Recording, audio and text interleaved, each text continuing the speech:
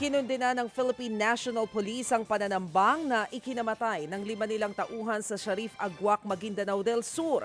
Sabado ng gabi nang mangyari ang ambush pagkatapos ng pagpapatrolya ng 2nd Provincial Mobile Force Company. Hindi patukoy ang mga salarin. Bukod sa mga nasawi, 3 pang pulis ang sugatan. Tinawag ng PNP na walang saysay at kaduwagan ang nangyaring pag-atake. Nakikipagtulungan na ang pulisya sa Armed Forces of the Philippines para matukoy at maaresto ang mga salarin. Pinaigting na rin ang seguridad sa lugar kasunod ng insidente.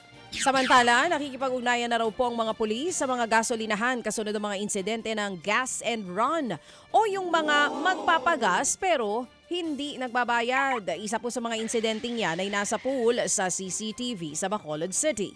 500 pesos ang pinakarga ng kotse. Pero nang alisin na ang gas pump, tumakas na naman po ang driver. Wala nang nagawang mga empleyado. Ayon sa mga pulis, naplakahan ng driver pero tinutugis pa rin hanggang sa ngayon. Sa pool sa video, ang pananakit ng 12 taong gulang na estudyante sa kaeskwela sa Tansa, Cavite. Kita ang biglang pag-flying kick sa 10 taong gulang na estudyante. Napaluhod na lang ang sinipa. Pinatawag na ng Tansa Mayor SM Matro ang estudyante kasama ang kanyang ina.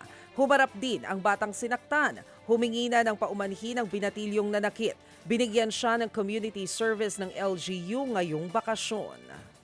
Samantala, arestado po ang isang lalaki na nagtutulak ng shabu sa Dinalupihan, Bataan para daw may pampagamot sa kanyang sakit sa bato. Sa buy-bust operation, huli po ang suspect na 46 na taong gulang. Paliwanag ng suspect, matagal na siyang walang trabaho. Bukod po sa sakit sa bato, may sakit din daw siya sa puso. Ginagamit din daw niya ang pera na pantustos sa kanyang mga anak. Napag-alaman na dati nang nakulong ang suspect dahil din sa illegal na droga. Patay ang 2 photojournalist matapos tangayin ng rumaragasang tubig ang kanilang sasakyan sa barangay Dalupirip, Itogon, Benguet. Base sa investigasyon, tumatawid ang mga biktima sa Agno River gamit ang SUV nang biglang tumaas ang tubig. Kabilang sa nasawi ang nagmamaneho noon ng sasakyan na si Rodolfo Ong Tan at si Neil Clark Ong Chanko, empleyado ng Baguio City PIO. Nakaligtas naman ang 5 pa nilang kasama.